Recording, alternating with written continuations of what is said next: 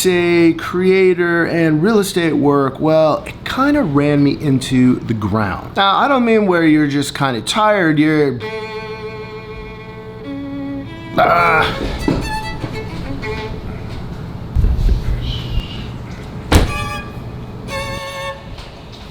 A little bit of my OCD kicking in. Okay, where were we? Now, when I say tired, I mean the kind of tired where you start asking yourself, is this really even sustainable? I mean, I was literally at a point where I was pretty much ready to quit. This video is gonna be about the real cost of hustle culture burnout and what I did to get past it. Now, here's the problem. We're all humans. I mean, we're not machines, well, at least not yet. It's all about the amount of energy you put in versus the productivity you get back. At first, the more effort you put in, the better your results. I think we've all been there. When you start anything, something new, I mean, you tend to have a lot of energy. You're excited, all-nighters, no big deal, some massive wins. Now things, at least in my experience at this point, I mean, they tend to go well. This could be on a daily basis, a weekly basis, you get my point. Problem is, there's a tipping point. Eventually, more hustle just leads to, well, diminishing returns. The best work doesn't come when you're running on empty, it comes when you're focused, rested, and in flow. This tipping point right here, this is your highest and best data point. Productivity-wise, usually, it's not getting any better. In fact, if you keep at it, it's going to get worse. You're not lazy for slowing down, you're smart for knowing when to stop.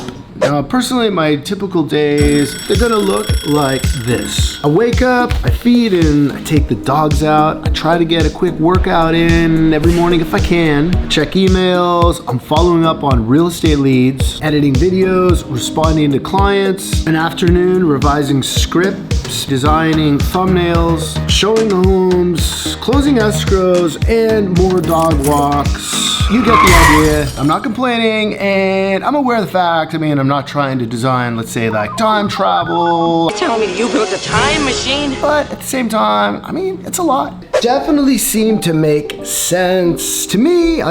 My goals are crystal clear. I know exactly where I want to be and where I want to get to. I wanted to tell better stories. I want to connect with more people and build something, well, at least to me, something meaningful. And at the same time, I want to continue being an excellent real estate broker, something I've spent over 16 years building. Here comes the rub. When you're that busy, at least as far as my schedule, it's going to leave you or left me with very little time to think. Virtually no pause sometimes between tasks. Constant friction, the need to produce constant output. Real estate deals, client calls. The truth is with real estate, when that phone goes, text or call, you never really know what's going to be coming in. It could be anything. But I have to drop everything I'm doing because something has to get done immediately. Just the way real estate is. Video-wise, then there's the video editing, hitting those upload schedules, which we all know, on YouTube especially, it is so important to be consistent. And I think as far as hustle cultures, I don't think it produces, or you get the productivity in a lot of cases that a lot of people think you do. Now, there were several key moments that led me to the way I kind of do things now, but I can distinctly remember one in particular. I guess you could say I had a moment of clarity. I remembered something I had read a while ago in a book called Essentialism. Maybe you've read it, by Greg McKeown. Protect the asset, and that asset is you. If you're overworked, overwhelmed, feeling burnt out, rest is not a luxury, it is a discipline. And this is a big takeaway, and it seems to fly in the face of hustle culture. It is play. Now, when I say play, I mean unstructured time. And the fact that it's not actually a waste of time at all. I wanted to make sure I was offering the absolute best version of myself. And I decided at that moment when I was absolutely stressed out of my mind that, well, one, I was gonna do things differently, at least try things doing differently going forward. And two, at that exact moment, I was gonna do absolutely nothing. I don't know if you can see in the distance here, there is a super yacht in San Diego Bay. Now, apparently the United States government confiscated this super yacht from a Russian oligarch a couple years ago. Had to do with some money laundering, something to that effect. I think that's gotta be the yacht. I'm not 100% sure. We're gonna go take a look in just a moment. But before we do, it's about 3 p.m. and I've implemented some of the recommendations from the book. Now, this is something I've been doing consistently on a daily basis at about 1, 2, or 3 p.m. depending on the day. I take an unstructured but consistent break. For example, the rooftop here, I mean, there are definitely worse places to be.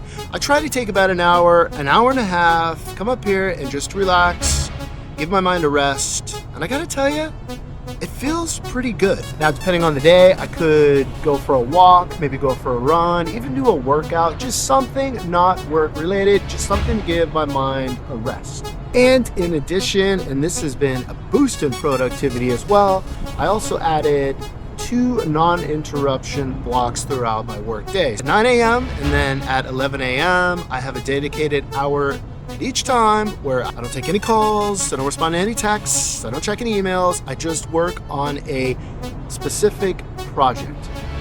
Huge jump in my production and output. All right, let's go get a closer look at that yacht.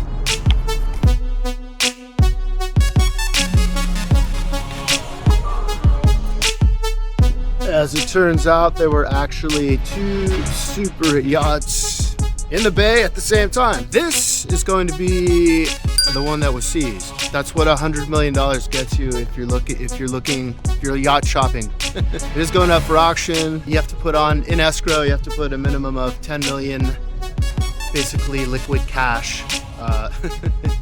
Let the bidding start. 6 floors, health facility on board. I don't even know what that means. They also said they have a gym, an amazing mall type of area, marble fireplaces, infinity pool, a helipad. I mean, it's pretty much got it all. What you expect. It better for 100 million. So here it is. It's gonna be interesting to see what it sells for. Anyway, I hope this video helped you if you're feeling at all overwhelmed. Like I've been recently taking some of the steps that I did. I mean, it really helped me out. I hope it would help you out. I hope it helps you out as well. Give it a shot. I mean, what do you have to lose? By the way, that was as close as we could get. They do have it kind of locked off. So I was hoping, we were pretty close, but I was kind of hoping we get a little bit closer. Way it goes.